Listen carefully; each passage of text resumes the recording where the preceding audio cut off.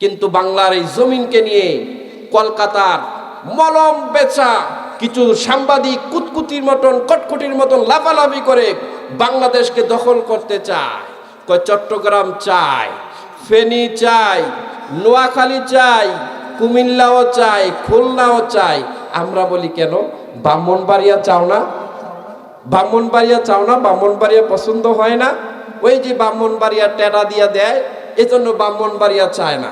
কুমিল্লা চায়, নোয়াখালী চায়, চট্টগ্রাম চায়। এগুলো কি তোমার বাবা? এগুলো 30 লক্ষ শহীদের রক্তের কিনায় বাংলার ভূমি। 1 ইঞ্চি মাটি কেউ নিতে পারবে না, দিবে না, দিবে না। বাংলার মুসলমান মানবে না। কথা বলেন ঠিক কিনা? বাংলাদেশকে নিয়ে কোন প্রকারের দুঃসাহস করার সাহস কিভাবে হয়? 15টি বছর স্বৈরা শাসক বা হিসাবে ফ্যাসিস্ট হাসিনা বাংলাদেশে যত প্রকার নির্যাতন জুলুম যা কিছু করেছে সব কিছুর স্পষ্ট মদন দাদা ভারত। যদি ভারত স্পষ্ট সাপোর্ট না দিত তাহলে বাংলার এই ছাত্র জনতা থেকে শুরু করে ঘুম খুম আহাজারি এগুলো কখনোই হতো না। বাংলার দেশটা এত নষ্টের দিকে চলে যেত না। কথা বলেন ঠিক কিনা? আস্তে আস্তে করে আমাদের কারেন্সি যেভাবে বেড়েছিল, দেশটা যে উন্নতর ছোঁয়া লেগেছিল, এটা নষ্টের জন্য ষড়যন্ত্র করে ভারত আমাদেরকে বারবার দাবিয়ে রাখে। কিন্তু আলহামদুলিল্লাহ এখন আমাদের যে উপদেশটা আসছে তিনি বলেছেন, আপনারা আমাকে সময় দিন, আমি বিশ্বকে আপনাদের কাছে হাজির করে দেব। কথা বলেন ঠিক কিনা? আজকে ইউরোপ আমেরিকা যাওয়ার জন্য আমাদের বাংলাদেশের মানুষের স্বপ্ন থাকে। আমি নিজেও গিয়েছি দিল্লি, কয়েকটা এম্বাসি আমি ফেস করেছি। সেখান থেকে সবগুলো অ্যাম্বাসিডর যারা আছে তাদেরকে দাওয়াত করে এখন সেনজেন ভিসা বলেন এবং ইউরোপের অনেকগুলো দেশের ভিসা আমাদের বাংলাদেশ থেকে হয়। আলহামদুলিল্লাহ। আগে ভারতের চোখে অন্যান্য দেশের আমাদের বাংলাদেশকে দেখতো, এখন সরাসরি আমাদের আদান প্রদান হয়। কোন দালাল নির্ভর বাংলাদেশ আমরা চাই না, চাই না, চাই না। কথা বলেন ঠিক কিনা? মধ্যস্থতাকারী কখনো আপনাকে সঠিক ন্যায্য পাওনা আপনাকে বুঝিয়ে দিবে না। সব সময় আপনাকে ওই ইংরেজরা যেভাবে আপনাদেরকে দাবিয়ে দাবিয়ে রক্ত চুষে খেয়েছে, মধ্যস্থতাকারী আপনাকে সেভাবে রক্ত চুষে খাবে। এটাই তাদের বৈশিষ্ট্য, এটাই তাদের লক্ষ্য। কথা বলুন ঠিক কিনা? আমার বন্ধুরা, রব্বুল আলামিন বললেন, ওয়া হাদাল বালাদিল আমিন, পবিত্র মক্কা নগরের কসম, যেই নগরকে আমি নিরাপত্তা দিয়েছি, যেই নগরীর মধ্যে হজের মৌসুমে একজন নয়, দুইজন নয়, 40 থেকে 45 লক্ষ মানুষ, কত গ্যাদারিং, কত গেঞ্জাম, কত কিছু হয়। একজন আরেকজনের বাসা বুঝে না, একজন আরেকজনকে চিনে না, জীবনেও দেখে নাই। এমন মানুষগুলো যখন চলাচল করে ধাক্কা হয়, বিভিন্ন রকমের বিভিন্ন কষ্ট হয়, কিন্তু একটাই কথা বলে, ইয়া হাজ্জি সবুর, ইয়া হাজ্জি সবুর, ধৈর্য ধরো, ধৈর্য ধরলেই সব সমাধান হবে। কথা বলেন ঠিক কিনা? আল্লাহ রাব্বুল আলামিন এই গুরুত্বপূর্ণ স্থানগুলোকে নিয়ে, এই গুরুত্বপূর্ণ জিনিসগুলো কসম কেটে, কেন কসম কাটলেন? আল্লাহ কি কারণে কসম কাটেন? আমি আপনি কসম তো তখনই কাটি যখন কোনো একটা সত্য কথা কেউ বিশ্বাস করতে চায় না, তখন ওই ব্যক্তিকে বিশ্বাস করার জন্য আমরা বলি আল্লাহি তাল্লাহি, আল্লাহর কসম করে বলতেছি আমার কথাটা তুমি বিশ্বাস করো, এই কথাটার মধ্যে কোনো মিথ্যা নাই। তখন লোকটা চিন্তা করে, যেহেতু রবের নাম নিয়েছে সে মিথ্যা বলবে না। কথা বলেন ঠিক কিনা? এখন আল্লাহ তো আমাদের রব, আল্লাহ তো আমাদের স্রষ্টা, তিনি তো কসম কাটার প্রয়োজন হয় না। কেন তিনি কসম কাটতে গেলেন? কেন তিনি কসম কাটলেন এবং গুরুত্বপূর্ণ ভূমির কসম কাটলেন? আমরা একটা খাবার খাই, ফলের কসম কাটলেন। আমরা একটা তেল ব্যবহার করি, আবার ওই তেলটা খাই, ওটার কেন কসম কাটলেন? আল্লাহ তাআলা 2 কারণে কসম কাটেন। 1 নাম্বার কারণ হলো আল্লাহ কসম দিয়ে কথার গুরুত্ব বুঝাচ্ছেন, মোস্ট ইম্পর্টেন্ট যেই কথাটা বলবেন। আরেকটা হাকিকত হলো আল্লাহ যেইটা নিয়ে কসম কাটে ওইটার ভিতরে আল্লাহ এমন কিছু গোপন কিছু লুকিয়ে রাখে যেটা মানুষ কল্পনাও করতে পারে না। কথা ঠিক কিনা? এবার আল্লাহ রাব্বুল আলামিন মানব সমাজের উদ্দেশ্যে বললেন, লাকাদ খালাকনাল ইনসানা ফি আহসানি তাকওয়িম। আল্লাহ তাআলা পৃথিবীর সমস্ত মানুষদেরকে বললেন। এখানে আল্লাহ রাব্বুল আলামিন কে খ্রিস্টান তাকে বলেন নাই, কে মুসলিম তাকে বলেন নাই, কে হিন্দু ধর্মের অনুসারী তাকে বলেন নাই, কে ওই চীনের চংপং ধর্মের অনুসারী তাকে বলেন নাই। আল্লাহ রাব্বুল আলামিন ওই যেই মানুষগুলো আগুন দেখলে ওম নমস্ত নমস্ত গায় তাদের এককভাবে বলেন নাই। যেই মানুষগুলো আল্লাহর নাম দিয়ে দিন শুরু করে আবার আল্লাহর নাম দিয়ে দিন শেষ করে তাদেরকে উদ্দেশ্য করে বলেন নাই।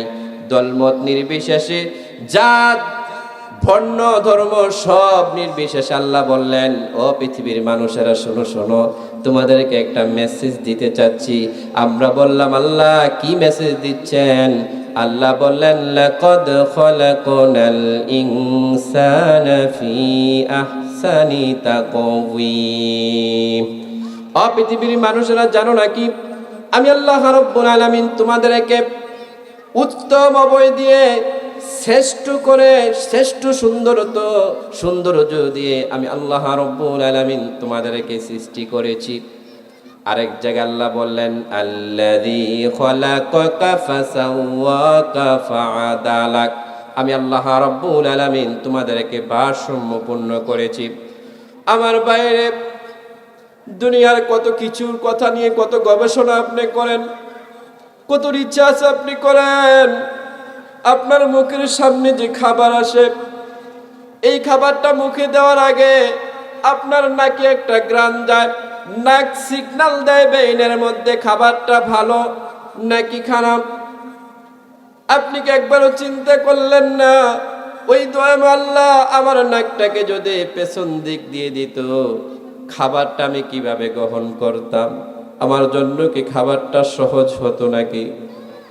আমার বন্ধুরা, আল্লাহ রাব্বুল আলামিন আমাদেরকে উপরমুখী করে বানাইলেন, জীবজন্তু জানাদেরকে নিম্নমুখী করে বানালেন।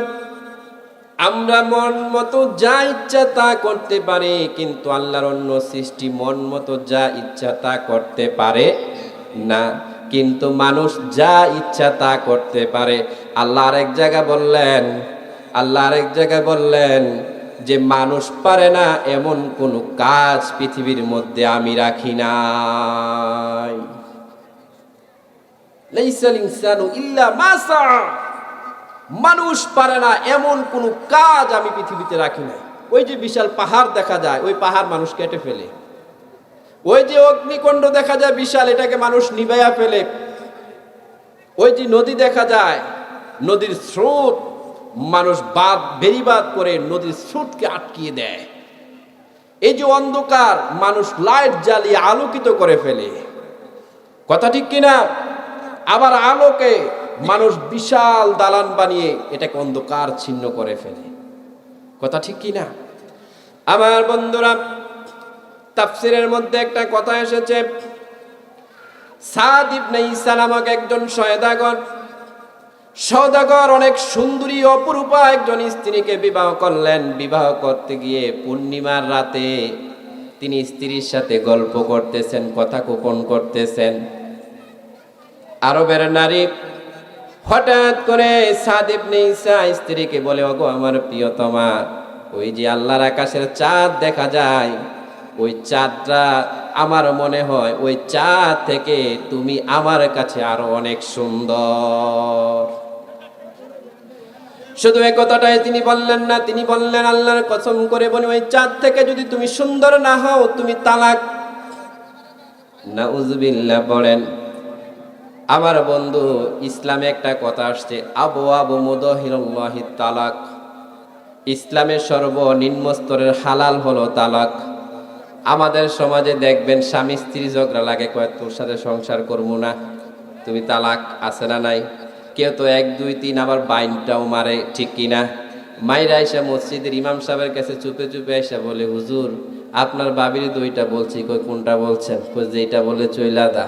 কই বলছেন তো চইলা গেছে। কই হুজুর আগের মাথায় দিছি। কি মাথায় দিছে? তালাক তো আপনি রাগের মাথায় দিবেন, ভালো হইলে তো আপনি বলবেন আই লাভ ইউ, ঠিক কি না? আমার বন্ধুরা, তালাকের মাসালাগুলো বড় কঠিন।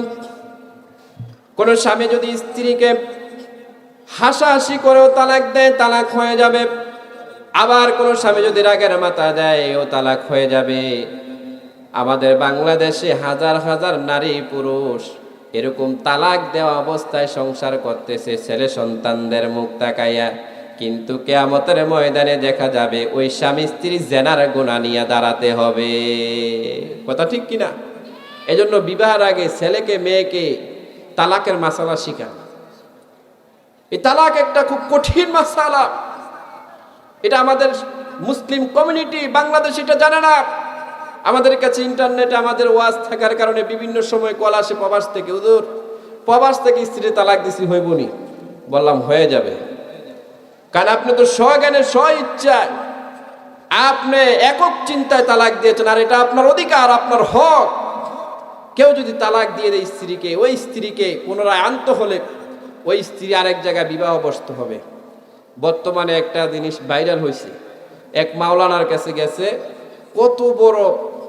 কত বড় দুষ্ট দুশ্চরিত্র হতে পারে আলেম হিসাবে নিজেকে পরিচয় দিতে ঘৃণা হয়। মাসালা দেখাইছে, 2 ঘন্টার জন্য নিজেই বিয়ে করছে। আল্লাহর কত বড় নাফরমান। ওই মসজিদের সিঁড়ির মধ্যে ওই নারী কিনে, ওই নারীও কত বড় নাখালে। যখন ওই না পুরুষ দল তাকে গলা টিপে ধরলো না কেন, তাকে থাপ্পড় দিয়ে জুতা পিটা করলো না কেন? কথা বলেন ঠিক কিনা? 2 শয়তান আকাম করে আবার মিডিয়ার মধ্যে আইয়া দুইটার নামে কোয়া শুরু করছে। ওই দেশে আমরা বসবাস করি, নাউজুবিল্লাহ পড়েন।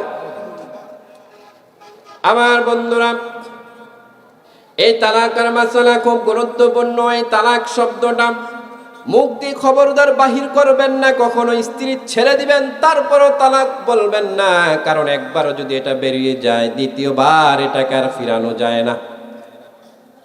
আমার বন্ধুরা, আমাদের দেশে কিছুদিন আগে আমাদের একজন শ্রদ্ধেয় আলেমে দ্বীন মুফতি আমির হামজা এই আয়াতের তাফসীর করতে গিয়ে তিনি একজন মডেলের নাম বললেন, রাশমিকা মান্দানা। কেন বললেন? বলার উদ্দেশ্য ছিল আল্লাহ যে এত সুন্দর করে বানাইছে, কিন্তু হুজুর এই কথাটা বলার কারণে অনেকে এটা ভালো চোখে দেখে নাই। এটা স্বাভাবিক, কারণ আমি নিজেও এই নামটা জানতাম না। যখন দেখলাম আমার বাইকে নিয়ে গাটাগাটি হচ্ছে, ইন্টারনেটে সার্চ করে দেখলাম এটা একটা তামিল নায়িকা। নাউজুবিল্লাহ পড়েন। আমার বন্ধুরা, আল্লাহ তাআলার এই আয়াত দ্বারা বোঝানো হয়েছে পৃথিবীর মধ্যে যা কিছু আছে সব কিছু থেকে সর্বশ্রেষ্ঠ সুন্দর হলো মানুষ। কিভাবে সুন্দর এবার আপনাদেরকে দলিল দিচ্ছি। ওই সওদাগর যখন স্ত্রীকে বললেন, তুমি তালাক যদি চাঁদের চেয়ে সুন্দর না হও, স্ত্রী বললেন, স্বামী আমার খবরদার আর টাচ করবেন না, কারণ আমি চাঁদের চেয়ে সুন্দর না আমি জানি। মাসালা যতক্ষণ না আনবেন ততক্ষণ আমার কাছে আসবেন না। বেচারা সওদাগর এখন বিপদে। রাজ্যের সমস্ত আলেম সমাজকে ডাকলেন। সমস্ত আলেমরা মাসালা নিয়ে অ্যানালাইসিস করতে লাগলেন। একজন আলেম ইমামে আবু হানিফার ছাত্র ছিলেন, তিনি চিকন মাথার বুদ্ধি ছিল। তিনি সূরা 3-এর মধ্যে দেখলেন, লাকাদ খলাকনাল ইনসানা ফি আহসানি তাকওয়িম। তিনি বললেন, ফতোয়া পেয়ে গেলাম। আল্লাহ চাঁদ সুন্দর এই কথা কোথাও বলে নাই, চন্দ্র সুন্দর এই কথা কোথাও বলে নাই, সূর্য সুন্দর এই কথা বলে নাই। আল্লাহ বললেন মানুষ সুন্দর, এই কথা আল্লাহর কোরআনে আছে না নাই? এবার আল্লাহ বললেন মানুষ শ্রেষ্ঠ, আবার মানুষ সুন্দর, আবার মানুষ উত্তম। কেমন উত্তম? আল্লাহ বললেন আমার হাজার হাজার ফেরেশতা আছে, ফেরেশতারা অনেক শ্রেষ্ঠ, অনেক উত্তম, কিন্তু আমার কোনো বান্দা যখন আমল করে, ভালো কাজ করে, ওই ফেরেশতার চাইতো আমি আল্লাহ আমার কাছে তার মর্যাদা বৃদ্ধি করে দেই। ফেরেশতার চাইতো মানুষের মর্যাদা বেশি। ফেরেশতার চাইতেও আল্লাহর কাছে মানুষের মর্যাদা, মানুষের ইজ্জত, মানুষের সম্মান আল্লাহ আরো বেশি রেখেছে। কারণ ফেরেশতার মধ্যে কুপ্রবৃত্তি নাই, খারাপ কাজ করার মন মানসিকতা নাই, একজনের পিছনে লাগার মন মানসিকতা নাই, নারীর পিছনে যাওয়ার মন মানসিকতা নাই। কিন্তু মানুষ এই সব কিছু থাকা সত্ত্বেও সে যদি সঠিক পথে চলে, আল্লাহ বলে ওই মানুষটা ফেরেশতার চেয়েও দামি। সুবহানাল্লাহ বলবেন না? আমার বন্ধুরা, এরপর আল্লাহ বললেন সুম্মা রাদাদনাহু আসফালা সাফিলিন, আমি আল্লাহ রাব্বুল আলামিন আবার ওই মানুষটাকে নিচুদের চাইতো নিচু করি, জাহান্নামে নিক্ষেপ করি। প্রথম আয়াত আল্লাহ বললেন মানুষ শ্রেষ্ঠ, এরপর আয়াত আল্লাহ বললেন মানুষকে আমি জাহান্নামে নিক্ষেপ করি কেন? মানুষের কাজের কারণে। আল্লাহ বললেন পৃথিবীর মধ্যে এমন কিছু মানুষ আছে তারা এত নিকৃষ্ট, উলাইকা কাল আনআম বাল হুম আদল, শুধু নিকৃষ্টই নয়, জঙ্গলার হাইওয়ান পশু পাখির চাইতে আরো নিকৃষ্ট। একটা ঘটনা আপনাদেরকে স্মরণ করাই, ক্যান্টনমেন্টের মানুষ আপনারা, এই কুমিল্লা ক্যান্টনমেন্টে একটা মেয়ে নাম ছিল তনু, নাম শুনছেন কি শুনেন নাই? 18 সাল কিংবা 17 সাল কিংবা 19 সালে মাঝামাঝি সময়ে মেয়েটা দর্শন হয়ে আবার হত্যার শিকার হয়েছে। কথা বলেন ঠিক কিনা? আমার বন্ধুরা, পৃথিবীর মধ্যে একটা মানুষের সবচাইতে সুখের সময় হলো তার স্ত্রীর সাথে কিংবা একটা পুরুষ একটা নারীর সাথে মেলামেশা করা। এটা একটা পুরুষের জন্য আনন্দদায়ক সময়, সুখের সময়। আপনি দেখেন একটা গাভী আর একটা ষাঁড় মেলামেশা করে গাভীটাকে ষাঁড় শিং দিয়ে গুঁতা দিয়ে মেরে ফেলে না। একটা কুকুরের সাথে মেলামেশা করে কুকুরটাকে কামড় দিয়ে মেরে ফেলে না, কুকুরটার বাচ্চাগুলোকে নিরাপত্তা দেয়। এবং একটা বিড়ালের সাথে মেলামেশার কারণে বাচ্চা হয়। এমনি ভাবে আল্লাহর যত মাখলুকাত আছে সব মাখলুকার মধ্যে নেগেটিভ পজিটিভ লিঙ্গ আল্লাহ তাআলা স্থাপন করেছেন।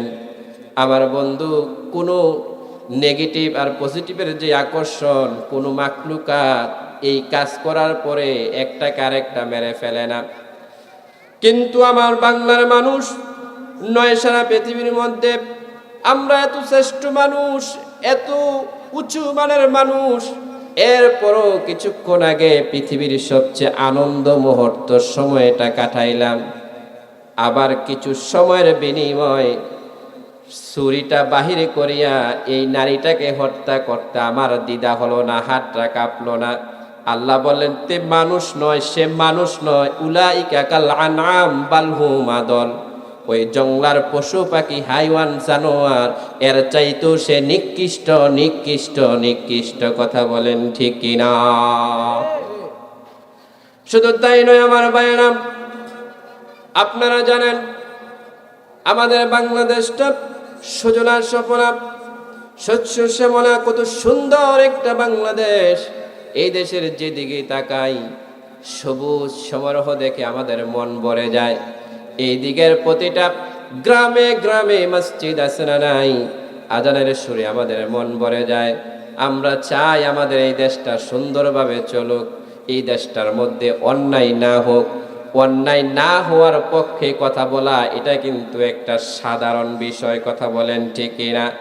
কিন্তু দেখা যায় আমাদের দেশে যখন জুলুমবাজ সরকার আসে, আইসা ওই মানুষগুলোকে গুম করে আয়নাঘর নামক জায়গার মধ্যে নেন, যেই জায়গার মধ্যে খবরও পেয়ে যাই, ঠিক না? ভালো জিনিসও আমরা ইন্টারনেটের মাধ্যমে পেয়ে যাই, আবার খারাপ জিনিসও ইন্টারনেটের মাধ্যমে পাওয়া যায় কি যায় না? আমার ভাইয়েরা, এই ইন্টারনেট সর্বপ্রথম আবিষ্কার হয়েছে ইউরোপ আমেরিকার দেশগুলোতে। সেখানে যখন এই ইন্টারনেটে বিভিন্ন রকমের অশ্লীলতা ছড়িয়ে গেল, সেখানের যুবক যুবতীগুলো নষ্ট হয়ে গেল, নষ্টর পথে চলে গেল। তারা দিন ধর্ম কোনো কিছুই তারা তোয়াক্কা করে না, দিন ধর্মের প্রতি তাদের কোনো খেয়াল নাই। কোনটা গুনাহ, কোনটা সওয়াব, কোনটা করলে ভালো হবে, কোনটা করলে কল্যাণ হবে, কোনটা করলে অকল্যাণ হবে, এই ধরনের চিন্তা চেতনা তারা লালন পালন সব কিছু ছেড়ে দিয়ে দুনিয়ার লোভী হয়ে গেলেন। কিভাবে দুনিয়ার টাকার মালিক হওয়া যায়, কি করলে দুনিয়ার মধ্যে সুখ পাওয়া যায়, দুনিয়ার মধ্যে আরামায়েশ করা যায়, এমন চিন্তা চেতনায় যখন তারা লালিত পালিত হলেন, ওই মুহূর্তে তাদের কাছে ইন্টারনেট নামক জিনিসটা যখন আসলো, অশ্লীলতা আসলো, তারা ওই অশ্লীলতার মধ্যে এমনভাবে আকৃষ্ট হয়েছে, বিবাহ নামক যে একটা বিধান, এই বিধানটাকে তারা বয়কট করে দিয়েছে। নাউজুবিল্লাহ পড়ে। এখনো পর্যন্ত এই সংস্কৃতি তাদের মধ্যে আছে, তারা বিবাহ করে না, তারা গার্লফ্রেন্ড আর বয়ফ্রেন্ড হয়। আবার তারা কোনো জায়গায় আছে তারা ব্যাচেলর জীবন যাপন করে। আল্লাহ রাব্বুল আলামিন সাইয়েদনা আদম আর হাওয়ার মাধ্যমে পৃথিবী আবাদের যে ব্যবস্থা দিয়েছে, যে সুন্দর সিস্টেম দিয়েছে, বৈধ পন্থায় মানুষকে পৃথিবীর মধ্যে বাঁচার যে রাস্তাগুলো দিয়েছে, এই রাস্তাগুলো তারা বন্ধ করে দিয়েছে। এই রাস্তাগুলোতে তারা চলতে চায় না, তারা নষ্ট হয়ে গিয়েছে। সেই দেশের গবেষকরা চিন্তা করলেন, এভাবে যদি আমাদের দেশের যুবকগুলো চলতে থাকে, তারা চরিত্রহীনা হয়ে, দুর্বল হয়ে, অল্প বয়সে তারা দুনিয়া থেকে বিদায় নিবে। এজন্য তারা বিভিন্ন জায়গায় আইন করে ইন্টারনেটে অশ্লীলতা জিনিসগুলো বন্ধ করে দিয়েছে। এবার কূটনৈতিকভাবে তারা চিন্তা করলেন, আমরা যেই ভাইরাসে আক্রান্ত হয়েছি, সেই ভাইরাস আমরা গোটা বিশ্ব দরবারে ছড়াইতে চাই। আমার বন্ধু, গোটা বিশ্ব দরবারে আজকে এই ভাইরাস আছে না নাই? এই ভাইরাসের কারণে আমাদের কলেজে পড়ুয়া, ইউনিভার্সিটিতে পড়ুয়া নতুন যুবকগুলো নষ্ট হয়ে যাচ্ছে। নতুন যুবকগুলো চরিত্র হারাচ্ছে, চরিত্র হরণ হয়ে যাচ্ছে, বিভিন্ন রকমের মোবাইলে আসক্ত হয়ে নষ্ট হয়ে যাচ্ছে। তারা লেখাপড়া মন বসে না। এমন অনেক যুবক আমাদের সমাজে আছে না নাই? এই সমস্ত অসুস্থ যুবকগুলোকে চিকিৎসা করার জন্য আল্লাহর কোরআনুল কারীমের সূরাতুত তিনের ওই 3 ফল যদি তাকে খাওয়ানো যায় নিয়ত করে করে, আল্লাহ রাব্বুল আলামিন ওই ইন্টারনেটের আসক্ত যুবককে আল্লাহ তাআলা হেদায়েতও দিবেন এবং সুস্থতাও দিবেন। সুবহানাল্লাহ পড়বেন না আমার বন্ধুরা? এরপরে রব্বুল আলামিন বলেন, ওয়াজ-জাইতুন, জাইতুন বাংলা জলফের মতন, এটার একটা তেল হয়।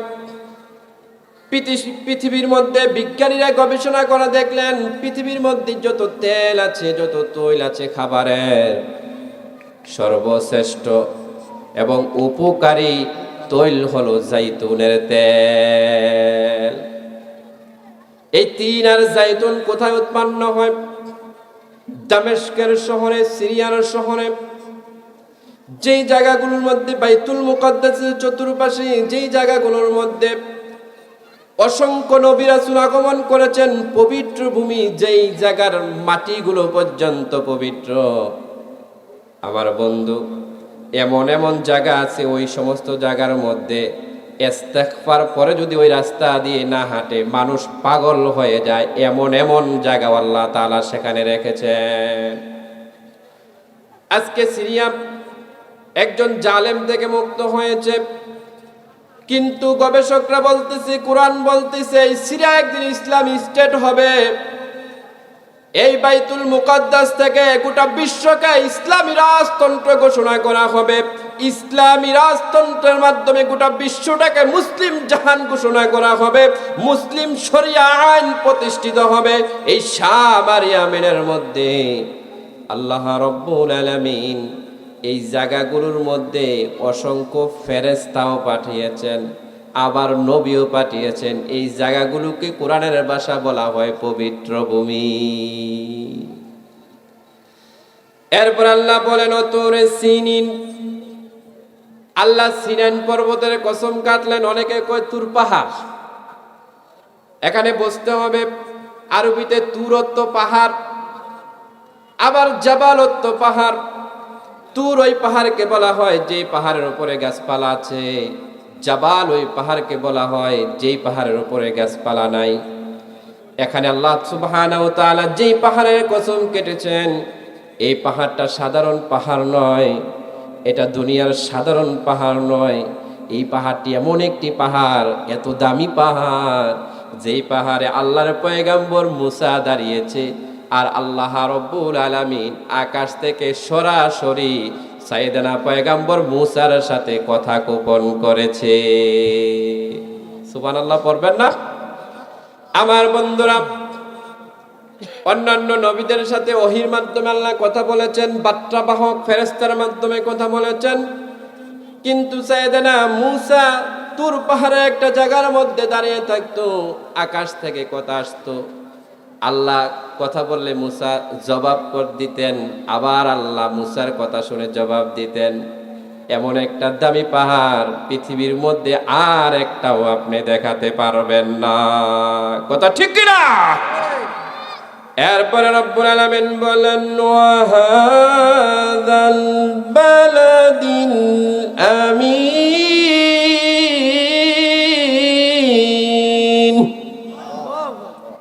রব্বুল আলামিন বলেন, পবিত্র মক্কা নগরের কসম, মক্কা নগরীর চতুর্পাশটাকে আল্লাহ রব্বুল আলামিন পবিত্র করেছেন, নিরাপত্তা করেছেন, নিরাপত্তার বেষ্টনী দিয়েছেন। এই জায়গার মধ্যে একটা কুকুরকে মারা যায় না, একটা ইঁদুর মারা যায় না, একটা মশা মারা যায় না।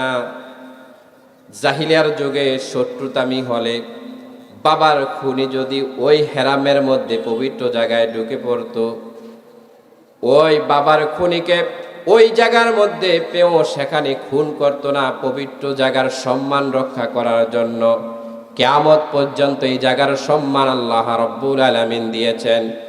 এজন্য দেখবেন নাস্তিকদেরকে আল্লাহ তাআলা বললেন, আওয়ালাম ইয়ারাউ আন্না জাআলনা হারামান আমিনাও ওয়া ইউতাখাত্তাফুন নাসু মিন হাওলিহিম আফাবিল বাতিলি ইউমিনুনা ওয়া বিনি'মাতিল্লাহি ইয়াকফুরুন। পৃথিবীর নাস্তিকেরা, তোমরা কি দেখো না পবিত্র হেরাম শরীফের চতুর্পাশে মাতাফে তাওয়াফের মধ্যে লক্ষ লক্ষ কোটি কোটি মানুষ সেখানে আল্লাহর ঘরে নামাজ পড়ে এবং তাওয়াফ করে। সেখানে পৃথিবীর সব থেকে সর্বশ্রেষ্ঠ যানজট গ্যাদারিং, কিন্তু সেখানে মারামারি নাই, আহাজারি নাই, হিংসা বিদ্বেষ নাই। একজন আরেকজন রে হাজরে আসওয়াদ পাথর চুমু দিতে গেলে ধাক্কা দিলে বলে, ইয়া হাজ্জি সবুর সবুর, ইয়া হাজ্জি সবুর। কথা বলেন ঠিক কিনা? আল্লাহ রাব্বুল আলামিন বললেন, ও পৃথিবীর মানুষেরা শোনো শোনো, ওই জায়গার মধ্যে ভাষা ভিন্ন, দৈহিক আকার ভিন্ন, চেহারার ভিন্নতা, সব ভিন্নতা আছে। সেখানে বাংলাদেশ থেকেও যায়, ওই পাকিস্তান থেকেও যায়, ওই ইয়ামেন থেকেও যায়, ওই মালয়েশিয়া থেকেও যায়, ইন্দোনেশিয়া থেকে যায়, ডেনমার্ক থেকেও যায়, আবার ব্রিটিশ মুসলমানগুলো যায়, আবার আমেরিকার মুসলমানগুলো যায়। কথা কোন ঠিক কিনা? আবার ওই আফ্রিকার কুচকুচে কালো বড় মানুষগুলো সেখানে যায় কি যায় না? আমার বন্ধুরা, বাংলাদেশের হাজিরা কি বলে না কেউ পাকিস্তানিরা 1971 সালে আমাদের সাথে যেটা করেছো এটা মানার মতো না। আজকে ওই মাতাফে তাওয়াফের মধ্যে পেয়েছি গুসা দিয়ে নাক ফেলে দেবে এমন নাকি? আবার বর্তমানে ভারত যেটা করতেছে, পৃথিবীর সর্বশ্রেষ্ঠ মিথ্যাবাদী দেশ হলো ভারত। কথা কোন ঠিক কিনা? পৃথিবীর ইতিহাসে এত মিথ্যা কোথাও পাওয়া যায় নাই, ভারত যেই পরিমাণে মিথ্যা প্রচার করতেছে। মুসলিম এবং হিন্দুদের মধ্যে আমাদের যে একটা সম্পর্ক, যেই হৃদয়ের একটা সম্পর্ক, যেই পরিমাণে সম্মান আমরা হিন্দুদেরকে করি, যেই পরিমাণে নিরাপত্তা দেয়, আল্লাহর কসম করে বলতে পারি পৃথিবীর ইতিহাসে দল মত নির্বিশেষে সাম্প্রদায়িক বাংলাদেশের মতো আর কোনো দেশে নাই। কথা বলেন ঠিক কিনা?